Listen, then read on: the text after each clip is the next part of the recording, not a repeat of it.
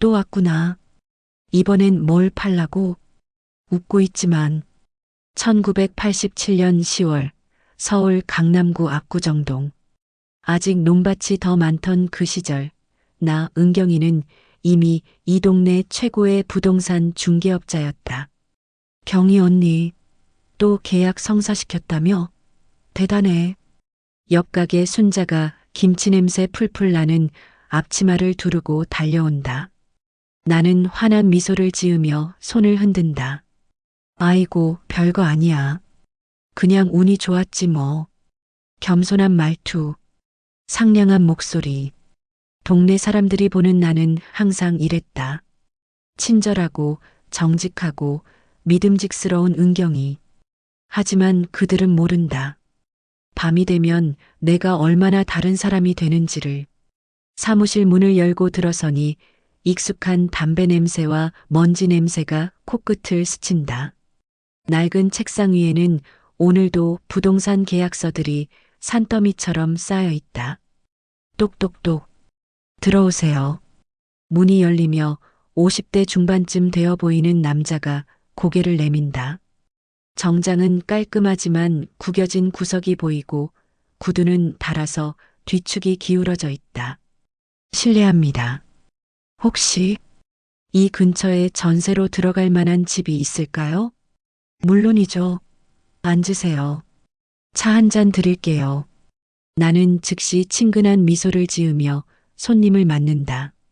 이럴 때 나는 진짜 친절하다. 진심으로. 예산은 어느 정도로 생각하고 계세요? 500만 원 정도면. 남자의 목소리가 점점 작아진다. 1987년 강남 전세 500만 원. 터무니없이 부족한 금액이다. 하지만 나는 여전히 미소를 잃지 않는다. 아, 그 정도면 좋은 곳들이 몇 군데 있어요. 다만 조건이 조금. 나는 서류를 뒤적거리며 말을 이어간다. 실제로는 그런 물건이 없다는 걸 알면서도. 하지만 이 사람은 희망을 품고 있다. 그 희망을 당장 꺾을 수는 없다. 일단 한번 둘러보시죠. 보시고 마음에 들면 주인분과 협의해 볼게요. 차가운 10월 바람이 유리창을 때린다. 남자의 표정이 한순간 밝아진다. 나는 그 순간을 놓치지 않고 내 수첩을 펼친다. 성함이 어떻게 되세요? 김정호라고 합니다. 김정호 씨, 가족은 몇 분이세요? 아내와 딸 하나 있습니다. 딸이 내년에 대학 들어가는데 김정호 씨의 눈가에 주름이 깊게 패인다. 생활고에 지친 50대 가장의 얼굴. 나는 그런 얼굴들을 하루에도 수십 번 본다. 그럼 좋은 곳으로 안내해 드릴게요. 다음 주 화요일 오후 2시는 어떠세요? 나는 달력을 넘기며 말한다. 화요일에는 실제로 보여줄 집이 하나 있다. 다만 전세금이 1200만 원짜리지만 김정호 씨가 나간 후 나는 창밖을 바라본다. 석양이 지고 있다. 하루 종일 웃느라 입꼬리가 아프다. 거울을 보니 여전히 미소가 남아있다. 하지만 그 미소 뒤에 숨은 내 진짜 얼굴을 아는 사람은 없다. 오후 6시 사무실 문을 잠그고 나오니 압구정 일대가 저녁 어둠에 잠기기 시작한다. 가로등 불빛이 하나둘 켜지고 멀리서 라면 끓는 냄새가 바람을 타고 온다. 집으로 가는 길 나는 오늘 만난 김정호 씨를 떠올린다. 딸이 대학에 간다고 했다. 1987년 대학 등록금이 얼마나 비싼지 나는 안다. 월급 200만 원 받는 평범한 직장인이 감당하기엔 버거운 금액이다. 그런데 전세 500만 원으로 강남에 살고 싶어 한다. 현실을 모르는 건 아니겠지. 다만 포기하고 싶지 않은 것뿐이다. 내 아파트 현관문을 열고 들어서니 고요함이 나를 맞는다. 1룸짜리 작은 공간. 나 혼자 살기엔 충분하다. 벽에 걸린 거울을 보며 나는 오늘 하루 쌓인 가면을 벗기 시작한다. 친절한 미소, 따뜻한 말투, 믿음직스러운 모습, 모두 가짜다. 냉장고에서 소주 한 병을 꺼내 따따따 따라 마신다. 알코올이 목을 타고 내려가며 하루 종일 억눌렀던 무언가가 올라온다. 500만 원으로 강남 전세라니. 혼잣말이 나도 모르게 나온다. 목소리는 낮에와는 완전히 다르다. 거칠고 차갑다. 전화벨이 울린다. 여보세요? 언니, 나 미순이야. 오늘 그 양재동 아파트 계약 어떻게 됐어? 미순이는 5년째 내 밑에서 일하는 부동산 직원이다. 성실하고 순진하다. 너무 순진해서 가끔 답답할 때가 있다. 아, 그거 말이야. 조금 복잡해졌어. 나는 거짓말을 한다. 사실 그 계약은 오늘 오후에 완료됐다. 수수료 200만 원을 챙겼다. 하지만 미순이에게는 말하지 않는다. 복잡하다니요? 뭐가 문제인가요? 주인이 갑자기 마음을 바꿔서 내일 다시 만나보기로 했어. 또 거짓말이다. 나는 거짓말이 편하다. 진실보다 훨씬 편하다. 미순이와 통화를 마치고 나니 밤 8시가 넘었다.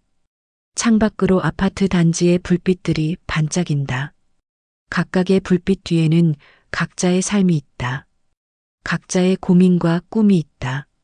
그 중에서 얼마나 많은 사람들이 나 같은 가면을 쓰고 살고 있을까? 소주가 떨어져 간다. 취기가 올라오니 오늘 있었던 일들이 다시 떠오른다. 김정호 씨, 순진한 미순이, 동네 사람들의 믿음직스러운 표정들, 모두 내가 만든 환상 속에 살고 있다. 친절하고 정직한 은경이라는 환상 속에. 하지만 나는 안다. 내가 진짜로는 어떤 사람인지를. 냉장고 위에 놓인 낡은 사진 한 장이 눈에 들어온다. 20년 전 사진이다. 26살의 나와 그 사람이 찍은 유일한 사진. 박종수? 그 이름을 떠올리는 순간 가슴속 깊은 곳에서 무언가가 꿈틀거린다. 분노, 증오, 그리고 사랑. 모든 것이 그 사람 때문에 시작됐다. 내가 이렇게 된 것도, 두 개의 얼굴을 갖게 된 것도, 낮에는 천사같이 웃고 밤에는 악마같이 복수를 꿈꾸게 된 것도 전부 박종수 때문이다. 술잔을 기울이며 나는 20년 전을 떠올린다. 1967년 내가 26살이던 그 해. 모든 것이 달랐던 그 시절을. 그때 나는 진짜 순진했다. 진짜 믿음이 많았다. 사랑한다는 말을 진심으로 믿었고 결혼하면 행복할 거라고 생각했다. 박종수도 그렇게 말했다. 경희야, 나랑 결혼하면 평생 행복하게 해줄게. 거짓말이었다. 전부 거짓말이었다. 사진을 손에 들고 오래 바라본다. 젊은 시절 내 얼굴에는 정말 순수한 미소가 있었다. 가짜가 아닌 진짜 미소가. 하지만 이제는 그런 미소를 지을 수 없다. 박종수가 모든 것을 앗아갔기 때문이다. 내 순수함을, 내 믿음을, 내 진짜 미소를, 그리고 내 아이까지. 소주병을 바닥에 내려놓는다. 술이 다 떨어졌다. 머리가 어지럽다. 하지만 20년 전 그 기억만큼은 선명하다. 병원 차가운 침대, 하얀 천장, 의사의 차분한 목소리. 죄송합니다. 아이를 살릴 수가 없었습니다. 그 순간 내 안에 무언가가 죽었다. 그리고 지금의 내가 태어났다. 두 얼굴을 가진 은경이가. 시계를 보니 밤 10시다. 내일 아침 또 사무실에 나가서 친절한 미소를 지어야 한다. 또 다른 김정호 씨들을 만나서 희망을 주는 척해야 한다. 하지만 오늘 밤 나는 진짜 계획을 세운다. 박종수를 찾을 계획을. 20년 전 나를 버리고 떠난 그 남자를. 내 아이를 죽인 그 남자를. 내 인생을 망가뜨린 그 남자를. 침대에 누워 천장을 바라본다. 어둠 속에서 그 사람의 얼굴이 떠오른다. 20년이 지났지만 여전히 선명하다. 박종수? 이제 진짜 만날 때가 됐어. 중얼거리는 내 목소리는 낮의 친절한 은경이와는 전혀 다르다. 차갑고 날카롭다. 복수는 차갑게 식혀야 맛있다고 했다. 20년이면 충분히 식혔다. 이제 시작할 때다. 잠들기 전 나는 책상 서랍에서 낡은 수첩 하나를 꺼낸다. 20년 동안 비밀리에 모은 박종수의 정보들이 적혀 있다. 현재 직업 건설회사 사장, 주소 강남구 청담동, 가족사항 부인 1명, 자녀 2명, 재산 추정 50억 원, 약점 불법 건축 허가, 세금 탈루. 모든 것이 준비됐다. 이제 진짜 게임을 시작할 시간이다. 내일부터 나는 더욱 친절한 은경이가 될 것이다.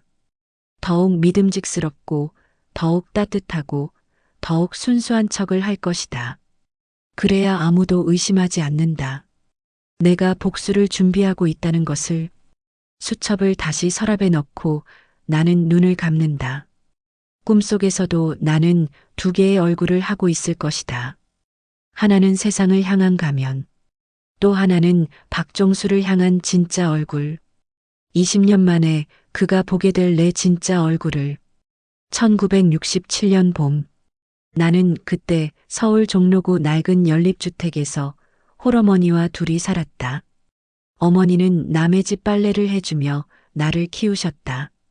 거친 손으로 구부정한 허리로 하루 종일 비누방울 속에서 경희야, 너만큼은 고생하지 말고 살았으면 좋겠다.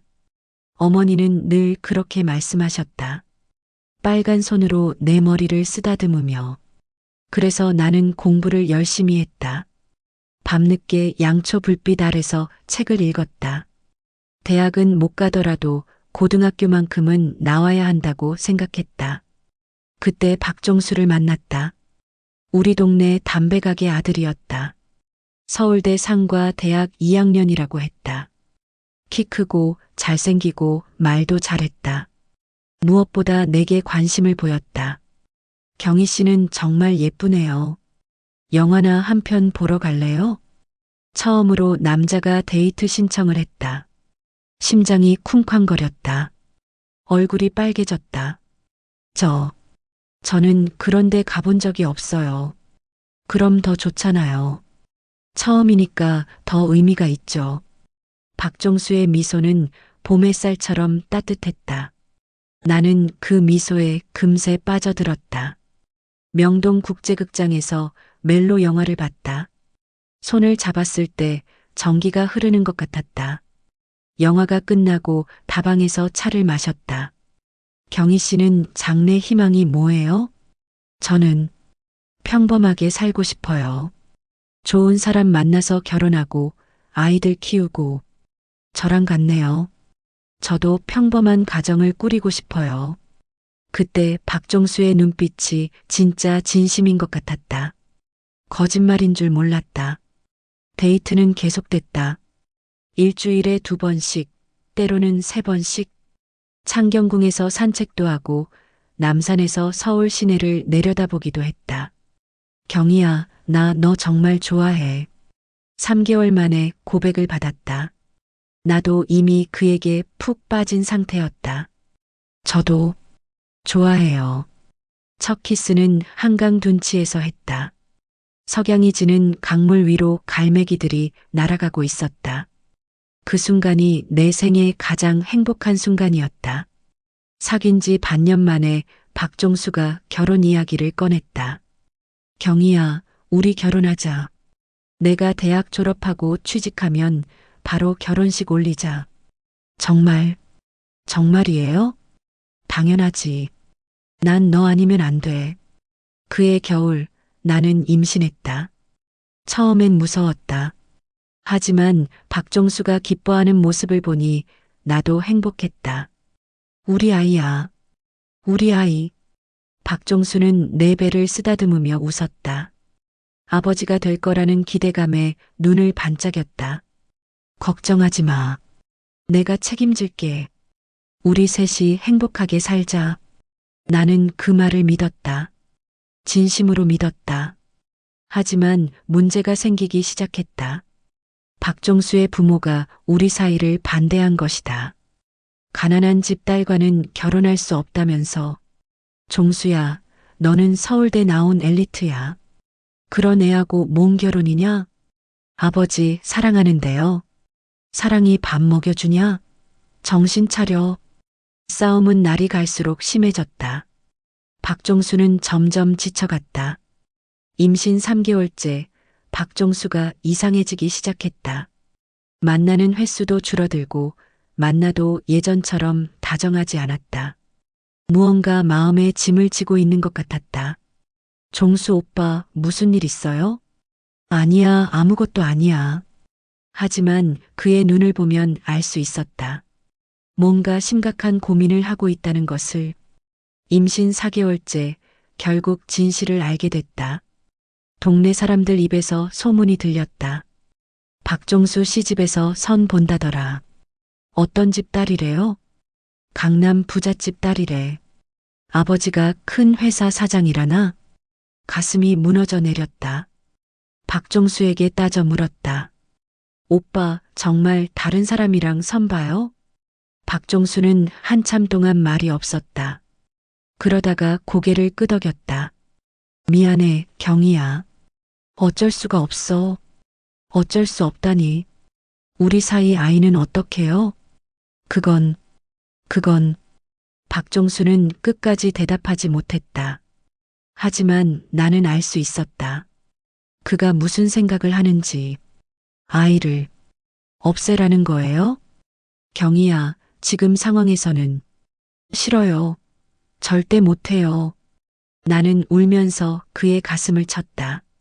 하지만 박종수는 이미 마음을 정한 것 같았다. 경희야, 현실적으로 생각해봐. 내가 지금 부모님을 거스르면 모든 게 끝나. 대학도, 취직도, 미래도. 그럼 저는 뭐예요? 저와 우리 아이는 뭐가 돼요? 미안해. 정말 미안해. 그것이 박종수가 내게 마지막으로 한 말이었다. 그 후로 박종수는 나를 피했다. 담배 가게에도 나타나지 않았다. 연락도 끊겼다. 임신 5개월째 나는 혼자서 모든 것을 감당해야 했다. 어머니는 충격을 받으셨다. 경희야, 이걸 어쩌면 좋니? 어머니, 저 아이 낳을 거예요. 혼자서 어떻게든 키울게요. 하지만 현실은 녹록지 않았다. 20살 미혼모가 아이를 키운다는 것은 1967년에는 거의 불가능한 일이었다. 동네 사람들의 시선도 차갑게 변했다. 쯧쯧, 어린 것이 벌써. 그러게, 요즘 애들은 버릇이 없어. 어머니는 스트레스로 쓰러지셨다. 병원비도 없었다. 임신 6개월째 박종수의 결혼 소식을 들었다. 강남 부잣집 딸과 성대한 결혼식을 올렸다는 소문이었다. 신문의 작은 기사로도 났다. 그날 밤 나는 한강에 갔다. 다리 위에 서서 아래를 내려다봤다. 차라리 이렇게 끝내버릴까 하는 생각이 들었다. 하지만 뱃속의 아이가 움직였다. 작은 발차기가 느껴졌다. 엄마, 나 여기 있어요. 그런 말을 하는 것 같았다. 나는 울면서 배를 쓰다듬었다. 미안해, 아가야. 엄마가 혼자서라도 너를 지켜줄게. 하지만 약속을 지킬 수 없었다. 임신 7개월째 큰 사고가 났다. 어머니가 갑자기 쓰러지셨다. 뇌출혈이었다. 수술비가 급히 필요했다. 돈을 구하려고 여기저기 뛰어다녔다. 하지만 어디서도 빌려주지 않았다. 마지막으로 박종수를 찾아갔다. 신혼집 앞에서 기다렸다. 하루 종일, 이틀 종일. 마침내 박종수가 나타났다. 새 신부와 함께. 종수 오빠. 박종수는 나를 보고 깜짝 놀랐다. 새 신부는 의아한 표정을 지었다. 당신 누구세요? 박종수가 재빨리 대답했다. 아, 예전에 알던 사람이에요. 당신은 먼저 들어가 있어요. 신부가 들어간 후 박종수가 나를 따로 불렀다.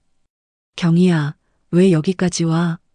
오빠, 어머니가 쓰러지셨어요. 수술비가 필요해요. 그건 내가 어떻게, 제발이요. 마지막으로 부탁드릴게요. 박종수는 한참을 고민하더니 지갑에서 돈을 꺼냈다. 이게 전부야. 더는 찾아오지 마. 50만 원이었다. 수술비에는 턱없이 부족한 금액이었다. 이것만으론. 경희야, 이제 그만해. 우리는 끝났어. 박종수의 목소리는 차갑게 식어 있었다. 예전의 따뜻함은 어디에도 없었다. 그럼 우리 아이는 어떡해요? 그건 내가 알아서 해. 그 말을 마지막으로 박종수는 등을 돌렸다. 나를 버리고 어머니 수술은 실패했다. 돈이 부족해서 제대로 된 치료를 받을 수 없었다. 어머니가 돌아가신 지 일주일 후 나도 쓰러졌다. 과로와 스트레스, 영양실조가 겹쳤다. 병원 응급실에 실려갔다. 의사가 말했다. 산모가 너무 무리를 했습니다. 아이가 위험해요. 그날 밤 아이는 세상을 떠났다. 태어나지도 못하고 이름도 지어주지 못한 채 혼자서 병원 침대에 누워 천장을 바라보며 나는 생각했다. 내가 뭘 잘못했지? 사랑한 게 잘못인가? 믿은 게 잘못인가? 아이를 지키려 한 게 잘못인가? 아니다. 잘못한 건 박종수다.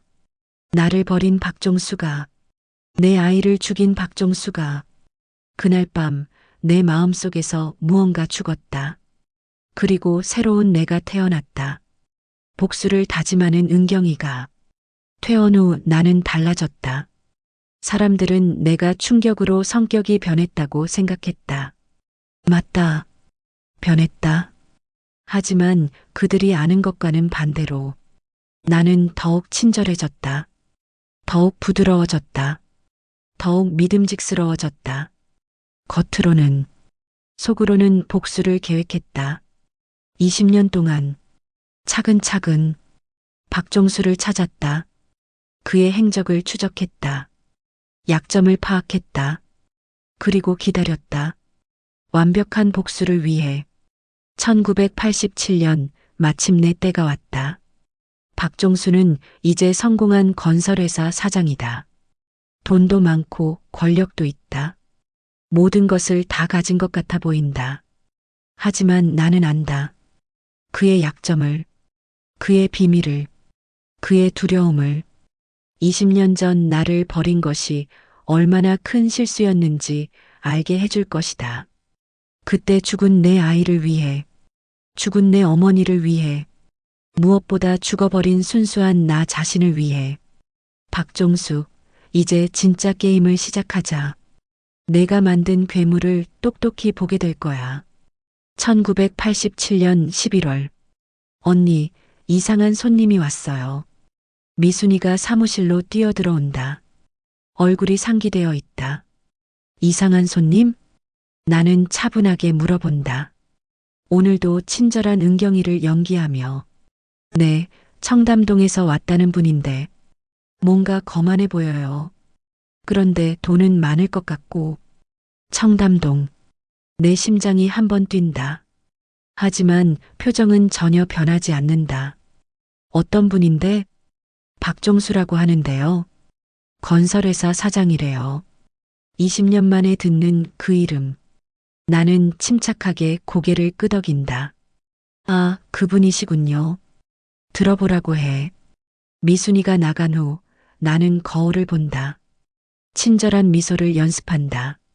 오늘은 특별히 완벽해야 한다. 똑똑똑. 들어오세요. 문이 열리며 박종수가 나타난다. 20년.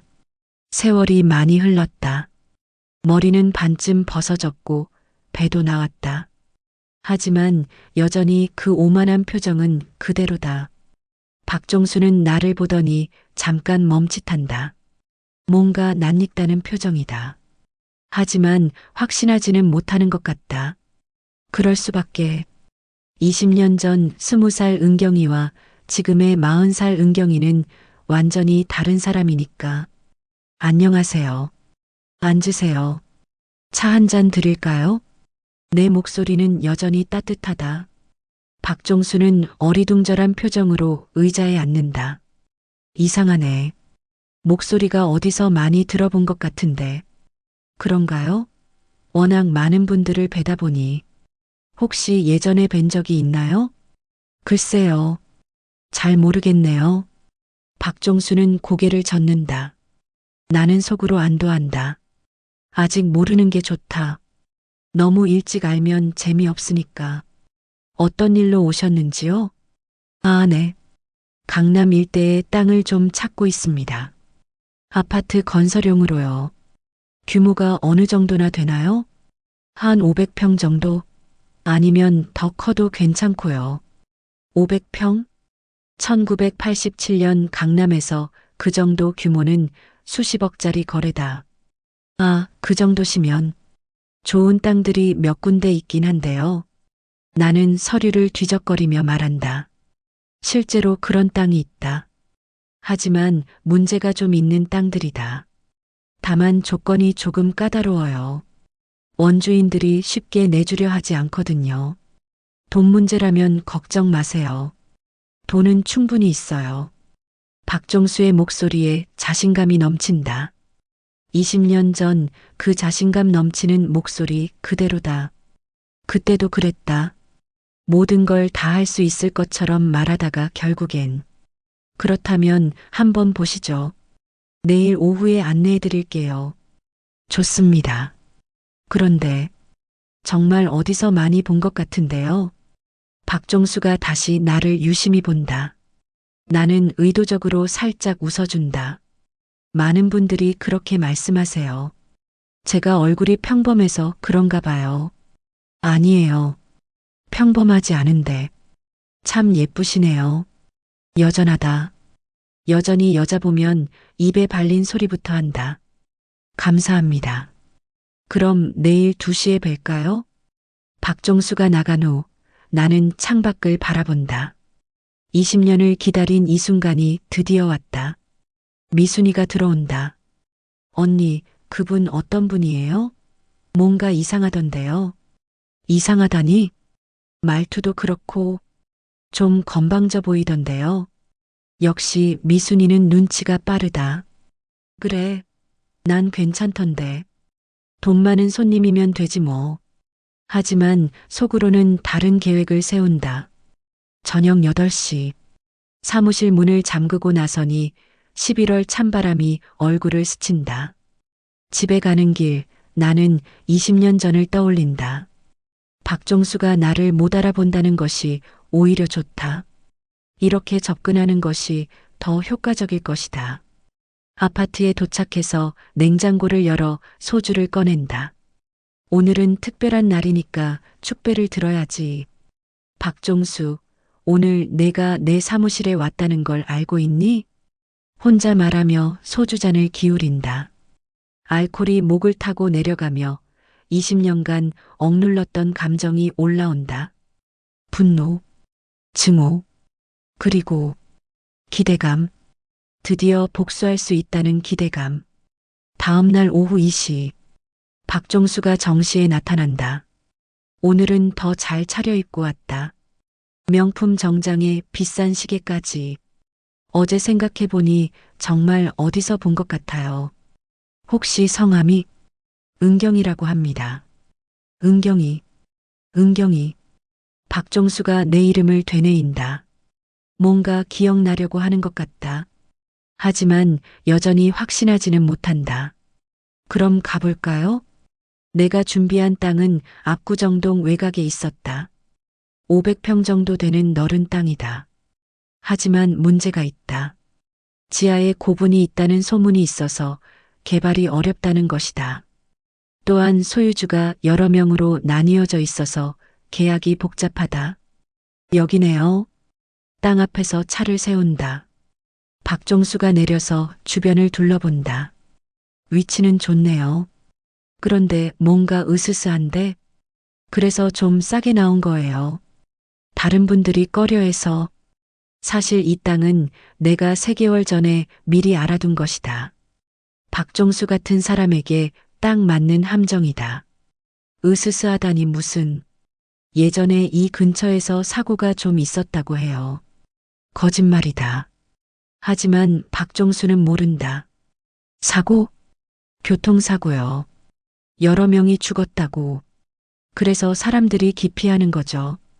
박종수의 얼굴이 살짝 굳어진다. 미신을 믿는 타입인 것 같다. 하지만 사업하시는 분들은 그런 거 안 믿잖아요. 위치도 좋고 가격도 싸고. 가격이 얼마나 되는데요? 평당 500만 원이요. 1987년 기준으로 파격적인 가격이다. 보통 이 지역은 평당 800만 원은 해야 한다. 박종수의 눈이 반짝인다. 돈 냄새를 맡은 것이다. 그럼 총 25억 정도네요? 네, 맞습니다.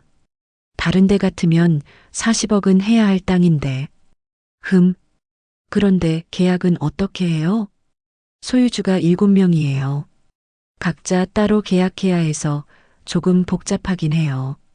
박종수가 고민한다. 탐나는 조건이지만 복잡하다. 시간이 얼마나 걸릴까요? 1달 정도면 될 것 같아요. 제가 소유주들과 다 이야기해 놨거든요. 사실 소유주들과는 아무런 이야기도 하지 않았다. 하지만 박종수는 모른다. 그럼 일단 계약금부터 넣을게요. 정말요? 그럼 10%면 2억 5천만 원인데요. 네, 내일 당장 준비할게요. 박종수가 결정을 내린다. 역시 돈에 눈이 어두운 건 예나 지금이나 같다. 감사합니다. 좋은 결정이실 거예요. 나는 환한 미소를 지으며 말한다. 하지만 속으로는 다른 생각을 한다. 박종수, 이제 함정에 빠졌어. 다음 날 아침 일찍 박종수가 나타난다. 손에는 돈 가방을 들고 있다. 계약금 준비했습니다. 이렇게 빨리요? 대단하세요. 실제로는 놀랍지 않다. 박종수 정도 규모의 사업가라면 2억 정도 현금은 쉽게 준비할 수 있다. 그런데 계약서는 언제 쓰나요? 오늘 오후에 소유주분들이 다 모이기로 했어요. 그때 한꺼번에 처리하죠. 또 거짓말이다. 하지만 박종수는 의심하지 않는다. 그럼 계약금은 일단 맡겨도 될까요? 물론이죠. 영수증 써드릴게요. 나는 정중하게 영수증을 써준다. 2억 5천만 원. 20년 복수를 위한 첫 번째 단계다. 박종수가 나간 후 미순이가 들어온다. 언니, 저 사장님 뭔가 이상해요. 또 뭐가 이상해? 계약금을 너무 쉽게 내는 것 같아요. 보통 그 정도 금액이면 변호사도 대동하고 서류도 꼼꼼히 검토하는데. 미순이 말이 맞다. 정상적인 사업가라면 그렇게 해야 한다. 하지만 박종수는 그렇게 하지 않았다. 왜일까? 나는 곰곰이 생각해 본다. 혹시 박종수에게 다른 속셈이 있는 것일까? 아니면 정말 순진하게 믿고 있는 것일까? 오후 3시, 박종수가 다시 나타난다. 소유주분들은 어디 계세요? 아, 그게 한 분이 갑자기 못 오신다고 해서요. 내일로 미뤄졌어요. 그래요? 좀 이상하네. 박종수의 목소리에 의심이 섞인다. 죄송해요. 나이 드신 분들이라 약속을 자꾸 바꾸시네요. 그럼 계약금은 안전하게 보관해 두고 있어요. 걱정 마세요. 하지만 박종수의 표정이 좋지 않다. 뭔가 눈치를 챈 것 같다. 은경이 씨, 정말 어디서 많이 본 것 같은데. 혹시 20년 전에. 순간 내 심장이 멈춘다. 드디어 기억나기 시작하는 것일까? 20년 전이요? 네. 혹시 종로 쪽에서 살았던 적이? 나는 재빨리 고개를 젓는다. 아니에요. 저는 쭉 강남에서만 살았어요. 거짓말이다. 하지만 아직은 정체를 밝힐 때가 아니다. 박종수가 나간 후 나는 계획을 수정한다. 이제 더 조심해야 한다. 박종수가 의심하기 시작했다. 하지만 괜찮다. 이미 계약금을 받았으니까. 이제 2단계로 넘어갈 때다. 박종수의 약점을 공략할 때. 저녁 9시. 나는 청담동으로 향한다. 박종수의 집을 확인하러. 20년 동안 모은 정보로는 부족하다. 직접 봐야 한다. 고급 아파트 단지 앞에서 차를 세운다. 경비원이 있어서 함부로 들어갈 수는 없다. 하지만 방법은 있다. 실례합니다. 박종수 사장님 댁이 몇 동 몇 호인지 아세요? 박종수 사장님요? 105동 1501호세요. 감사합니다. 부동산 일로 뵙기로 했거든요. 경비원이 인터폰을 눌러준다. 박 사장님, 부동산에서 왔다는 분이 계세요. 아, 올라오라고 해요. 1501호 앞에 서니 심장이 뛴다.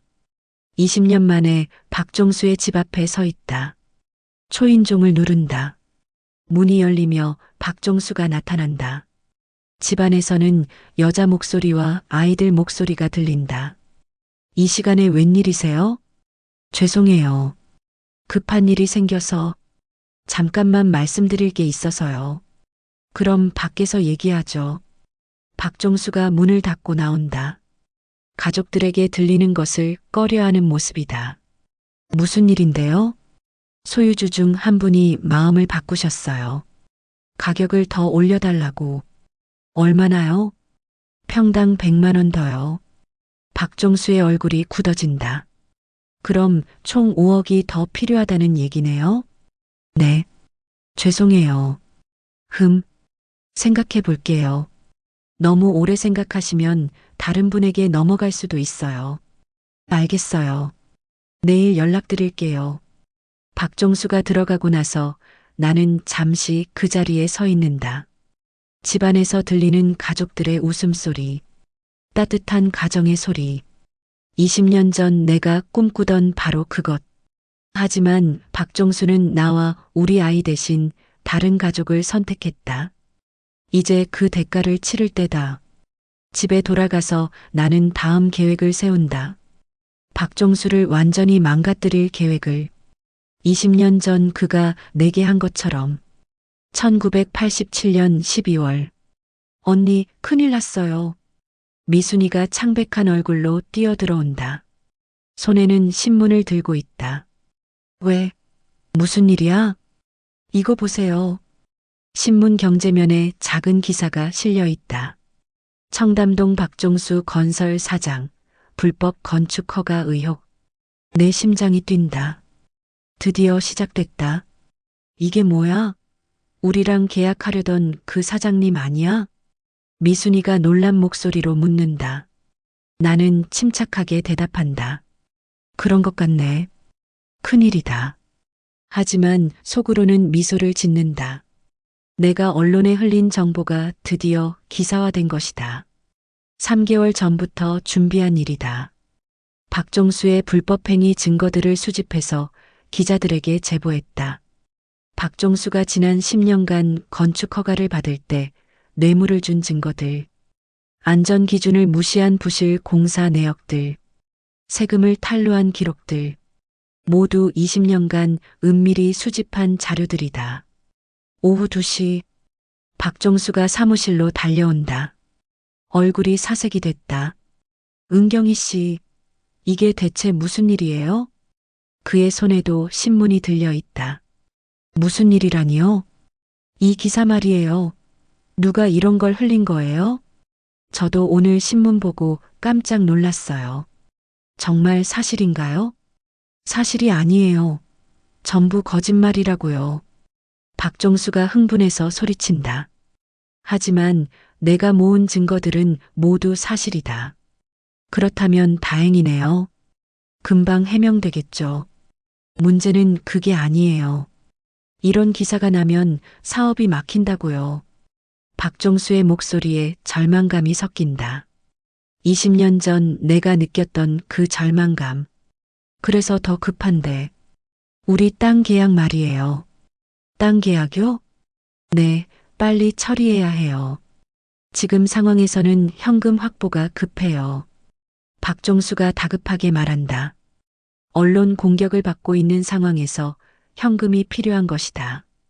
하지만 소유주분들이 아직 돈을 더 줄게요. 평당 700만 원으로 하죠. 박종수가 급하게 제안한다. 원래 500만 원에서 700만 원으로 올린 것이다. 정말요? 그럼 총 35억이. 네. 내일 당장 나머지 돈도 준비할게요. 박종수는 이미 판단력을 잃었다. 급한 상황에서 성급한 결정을 내리고 있다. 알겠어요. 내일 소유주분들과 최종 계약하죠. 고맙습니다. 정말 고맙습니다. 박종수가 나간 후 미순이가 다가온다. 언니, 이거 이상하지 않아요? 뭐가? 저 사장님이 너무 급하게 구는 것 같아요. 뭔가 숨기는 게 있는 것 같고. 미순이는 눈치가 빠르다. 하지만 아직 진실을 알지는 못한다. 그럴 수도 있겠네. 어쨌든 우리한테는 좋은 일이잖아. 저녁 8시 박종수에게서 전화가 온다. 은경이 씨, 저예요. 목소리가 많이 지쳐 있다. 네, 박 사장님. 혹시 시간 있으시면 만날 수 있을까요? 급히 상의 드릴 게 있어서. 지금요? 네, 정말 급해서요. 그럼 사무실로 오세요. 30분 후 박종수가 나타난다. 낮보다 더 초췌해 보인다. 은경이 씨, 솔직히 말씀드릴게요. 박종수가 의자에 앉으며 말한다. 지금 제가 큰 위기에 처해 있어요. 신문 기사 때문에 은행에서 대출을 회수하려고 해요. 그래요? 네, 그래서 현금이 급해요. 이 계약이 성사되면 당분간은 버틸 수 있는데. 박종수의 목소리에 간절함이 묻어난다. 그런데 정말 이상해요. 누가 저에 대한 정보를 이렇게 자세히 알고 있는지. 순간 내 심장이 뛴다. 박종수가 의심하기 시작하는 것일까? 정보라니요? 신문에 나온 내용들이 너무 구체적이에요. 10년 전 일까지 다 나와 있거든요. 그런 일은 다 기록이 남잖아요. 아니에요. 일부는 정말 극비사항이었는데. 박종수가 내 얼굴을 유심히 본다. 은경이 씨, 정말 처음 뵙는 거 맞죠? 네, 물론이죠. 그런데 왜 이렇게 익숙한 느낌이 들까요? 박종수가 고개를 갸웃한다. 점점 의심이 커지고 있다. 많은 분들이 그렇게 말씀하세요. 제가 흔한 얼굴인가 봐요. 아니에요. 흔한 얼굴이 아니에요. 분명히 어디서 본 적이 있는데. 위험하다. 너무 빨리 들킬 수 있다.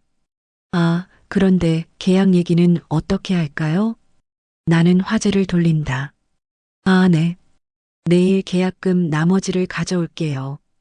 그런데 박종수가 말을 멈춘다. 뭔가 확신하지 못하는 표정이다. 그런데 뭐요? 혹시 소유주분들을 미리 만나볼 수 있을까요? 갑자기 왜요? 이렇게 큰 계약인데 직접 확인해 보고 싶어서요.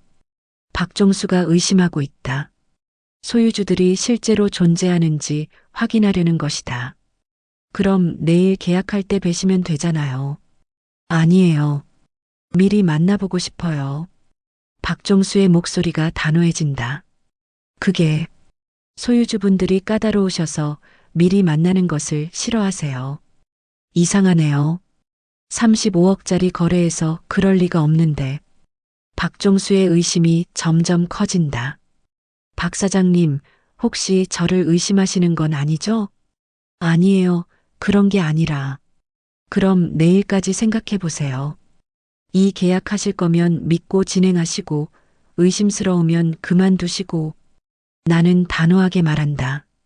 이럴 때는 오히려 강하게 나가는 것이 좋다. 아니에요. 그런 뜻이 아니에요. 계약할게요. 정말요? 네, 내일 나머지 돈 가져올게요. 박종수가 나간 후 나는 깊이 생각한다. 박종수가 의심하기 시작했다. 하지만 아직 확신하지는 못하고 있다. 이제 마지막 단계다. 정체를 밝힐 때가 됐다. 다음 날 오후 3시, 박종수가 큰 돈 가방을 들고 나타난다. 32억 5천만 원의 잔금이다. 돈 확인해 보세요. 네, 고맙습니다. 나는 돈을 확인하는 척한다. 실제로는 이미 다른 계획을 세워두었다. 그럼 이제 소유주분들과 계약을. 박종수 씨, 나는 갑자기 그의 이름을 부른다. 존댓말을 쓰지 않고, 네, 갑자기 왜? 20년 만이네. 박종수의 얼굴이 굳어진다. 내 목소리가 완전히 바뀌었다. 무슨 말씀이세요? 1967년 종로구 연립주택. 담배가게 아들 박종수. 기억나? 박종수의 얼굴에서 핏기가 빠진다. 드디어 깨달은 것이다. 설마 너는. 맞아. 은경이야. 내가 버린 그 은경이. 박종수가 의자에 주저앉는다. 충격을 받은 것이다. 경이야. 정말 너냐? 20년 동안 어떻게 살았는지 궁금하지 않아? 내 목소리는 차갑다. 20년 동안 억눌렀던 분노가 올라온다. 경이야, 그때 일은. 그때 일? 어떤 일? 날 버린 일? 우리 아이를 죽인 일? 아이를 죽였다고? 박종수의 얼굴이 더욱 창백해진다. 몰랐어? 내가 나를 버린 후에 아이가 죽었어. 태어나지도 못하고. 그런 일이 있었다니. 놀라워. 자기가 한 일의 결과를 몰랐다고? 나는 일어서서 박종수를 내려다본다. 경이야, 그때는 정말 어쩔 수 없었어. 부모님 압력도 있었고. 어쩔 수 없었다고? 그럼 나는 뭐야? 내 아이는 뭐였냐고. 내 목소리가 커진다. 20년 동안 참았던 분노가 폭발한다. 미안해. 정말 미안해. 미안하다고? 이제 와서? 경이야, 그럼 이 계약은? 계약? 무슨 계약? 나는 냉소적으로 웃는다. 소유주 따위는 처음부터 없었어. 그 땅도 팔 수 있는 땅이 아니고. 뭐라고? 박종수가 벌떡 일어난다. 내 돈은? 내 돈? 35억 말이야? 돌려줘. 당장 돌려줘. 안 돼. 왜 안 돼? 이게 바로 복수야. 20년 전에 내가 내게 한 일에 대한. 박종수의 얼굴이 붉어진다. 분노와 당황이 뒤섞인 표정이다. 이건 사기야. 사기라고. 사기? 내가 20년 전에 나한테 한 것도 사기 아니었어? 그건 다른 문제야. 다른 문제? 결혼하자고 해놓고 다른 여자와 결혼한 건 사기 아니야? 박종수가 할 말을 찾지 못한다. 경이야, 제발. 이런 식으로 하지 마. 우리 애들도 있고. 애들? 내 애들 말이야? 네. 아직 어려서. 우리 애는? 죽은 우리 애는 생각 안 해? 박종수가 고개를 숙인다. 더 이상 할 말이 없는 것이다. 돈 돌려줘. 제발. 안 돼. 이미 다른 곳에 투자했어. 거짓말이다. 돈은 아직 그대로 있다. 하지만 돌려줄 생각은 없다. 그럼 어떻게 하라고? 내가 알아서 해. 20년 전에 나한테 했던 것처럼. 박종수가 무너진다. 의자에 앉아서 머리를 감싸준다. 이제 어떻게 살아가지? 그건 내 문제야. 경이야, 정말 이렇게까지 하려고? 20년을 기다렸어. 이 순간을.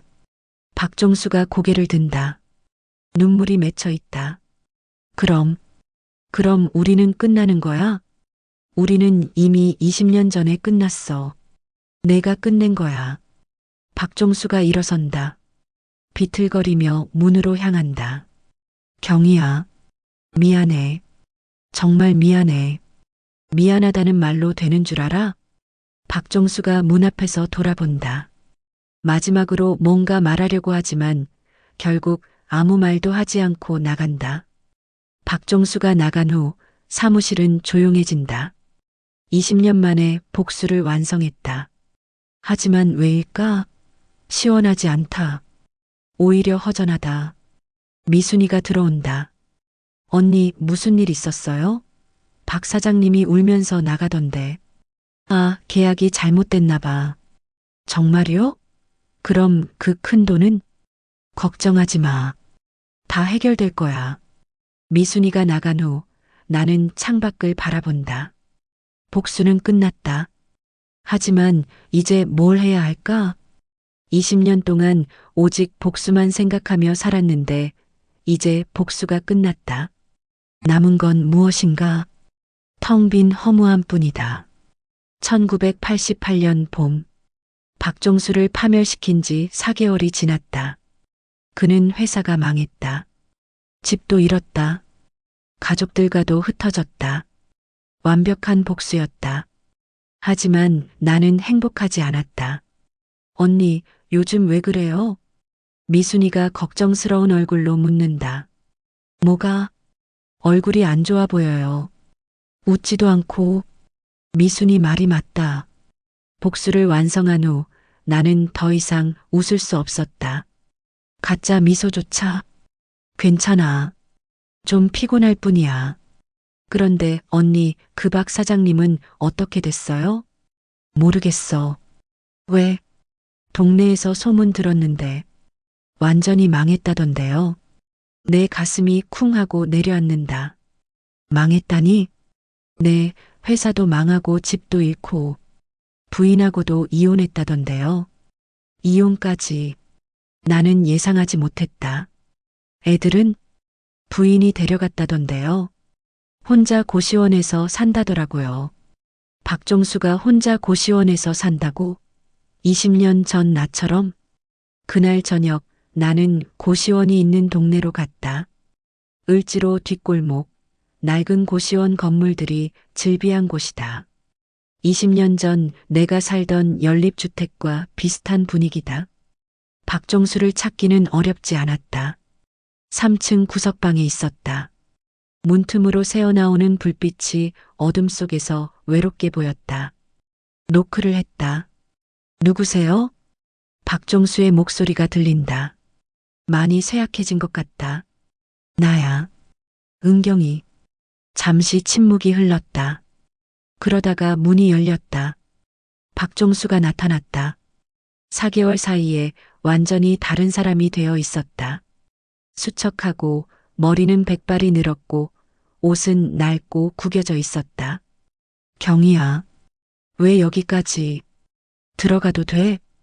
박종수가 고개를 끄덕인다. 방 안은 좁았다. 3평 남짓한 공간에 침대와 작은 책상이 전부였다. 라면 냄새와 담배 냄새가 섞여 있었다. 이렇게 살고 있었구나. 응, 갈 곳이 여기밖에 없어서. 박종수의 목소리가 힘없다. 애들은? 부인이 친정으로 데려갔어. 이혼했으니까. 당연한 일이지. 왜 이혼했어? 내가 더 이상 가장 역할을 할 수 없잖아. 아내도 애들도 고생시킬 수 없어서. 박종수가 침대 가장자리에 앉는다. 어깨가 축 처져 있다. 후회해? 뭘? 20년 전 일. 나를 버린 일. 박종수가 긴 한숨을 쉰다. 매일 후회해. 그때 부모님 말을 듣지 말고 너와 결혼했어야 했는데. 진심이야? 응, 진심이야. 박종수의 눈에 눈물이 맺힌다. 경희야, 미안해. 정말 미안해. 내가 너한테 너무 잘못했어. 20년을 기다린 사과였다. 하지만 마음이 시원하지 않았다.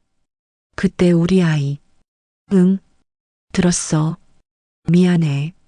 정말 미안해. 박종수가 고개를 숙인다. 내가 좀 더 용기가 있었다면, 내가 좀 더 책임감이 있었다면, 그런 일은 없었을 텐데. 이제 와서 그런 말이 무슨 소용이야? 소용없다는 거 알아. 하지만 말하지 않을 수 없어. 박정수가 내 손을 잡으려고 했다. 나는 손을 뺐다.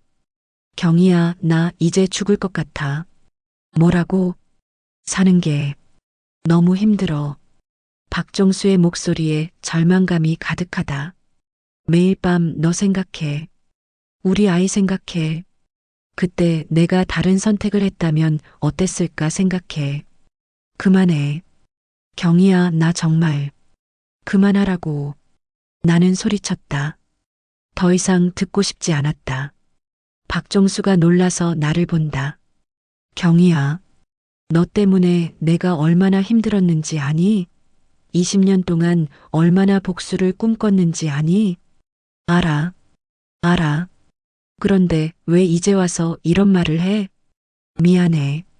미안하다는 말 그만해. 지겹다고. 나는 일어섰다. 더 이상 여기 있고 싶지 않았다. 경희야, 가지 마. 왜? 혼자 있으니까. 너무 외로워. 박정수의 목소리가 떨린다. 진짜 외로운 것 같다. 하지만 나도 20년간 외로웠다. 나도 20년간 혼자였어. 그러게. 미안해. 또 미안하다는 말. 나는 문으로 향했다. 경희야. 박정수가 부른다. 나는 돌아보지 않았다. 고시원을 나와서 길을 걸었다. 가슴이 답답했다. 복수는 끝났다. 박정수는 완전히 망했다. 내가 원하던 바로 그대로. 하지만 왜 이렇게 허전할까? 왜 이렇게 공허할까? 집에 돌아와서 소주를 마셨다. 취할 때까지. 하지만 술이 들어가도 마음은 텅 빈 채로 남아 있었다. 다음 날 아침 미순이가 심각한 표정으로 나타났다. 언니, 큰일 났어요. 뭔데? 박정수 씨 자살 시도했대요. 뭐라고? 온몸에 소름이 돋았다. 어제 밤에 한강에서 다행히 지나가던 사람이 구해줬다는데 지금 어디 있어? 병원에 있대요. 의식은 있다던데. 나는 즉시 병원으로 달려갔다. 박정수는 응급실 침대에 누워 있었다. 의식은 있었지만 매우 쇠약해 보였다. 경희야. 박정수가 나를 보고 말했다. 목소리가 거의 들리지 않았다. 왜 그런 짓을 했어? 살기가 너무 힘들어서. 바보야. 죽으면 다야? 응. 죽으면 다야. 더 이상 후회 안 해도 되고. 박정수의 눈에서 눈물이 흘렀다. 경희야, 미안해. 정말 미안해. 또 사과다. 하지만 이번에는 다르게 들렸다. 진심이 느껴졌다. 그만해. 이제 그만해. 뭘? 사과하는 것도 죽으려는 것도. 그만해. 박정수가 나를 바라본다. 경희야.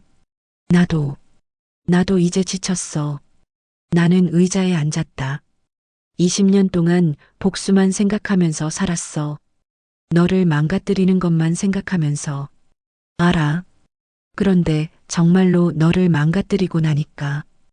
허전해. 허전해? 응. 복수가 끝나니까 이제 뭘 해야 할지 모르겠어.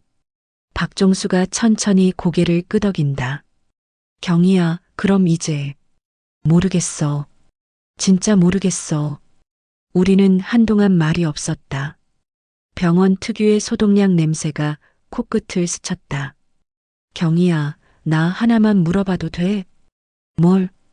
그 돈 정말 다른 곳에 투자했어? 나는 잠시 망설였다. 거짓말을 할까? 아니면 진실을 말할까? 아니야. 아직 그대로 있어. 그럼 돌려줄 수? 안 돼. 왜? 아직 복수가 안 끝났어. 박정수의 얼굴이 어두워진다. 그럼 언제까지? 모르겠어. 경희야, 제발. 나 정말 죽을 것 같아. 죽지 마. 왜? 그냥 죽지 마. 박정수가 의아한 표정을 짓는다. 내가 죽으면 내 복수도 의미 없어져. 거짓말이었다. 진짜 이유는 다른 것이었다.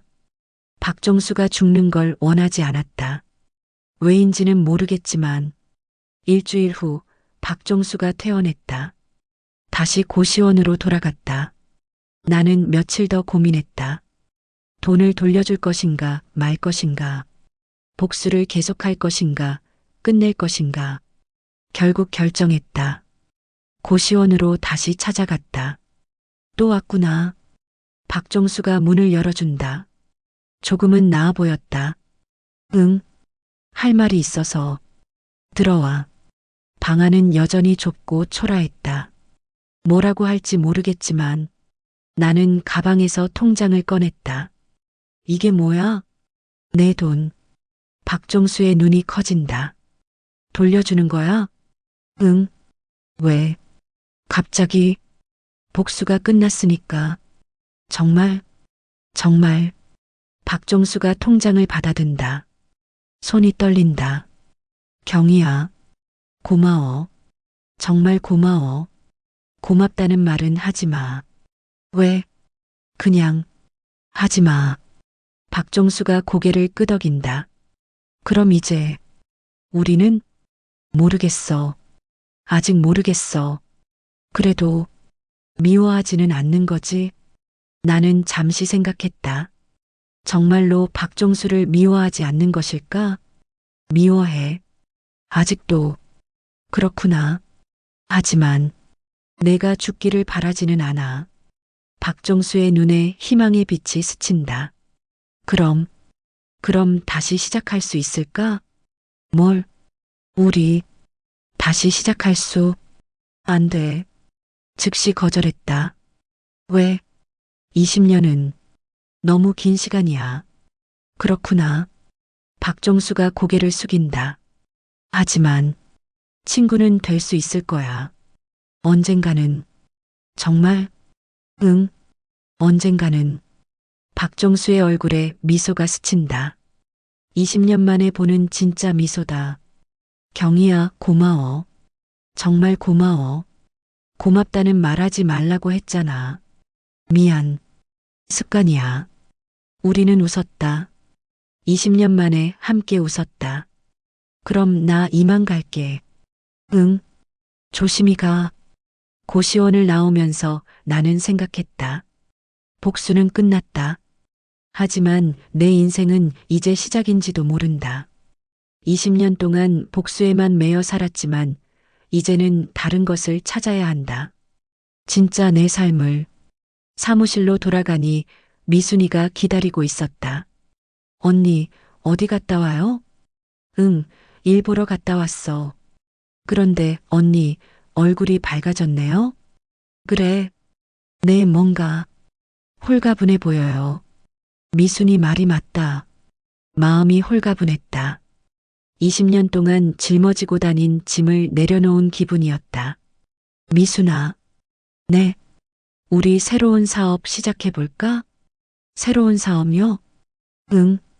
정말 사람들에게 도움이 되는 일. 어떤 일요?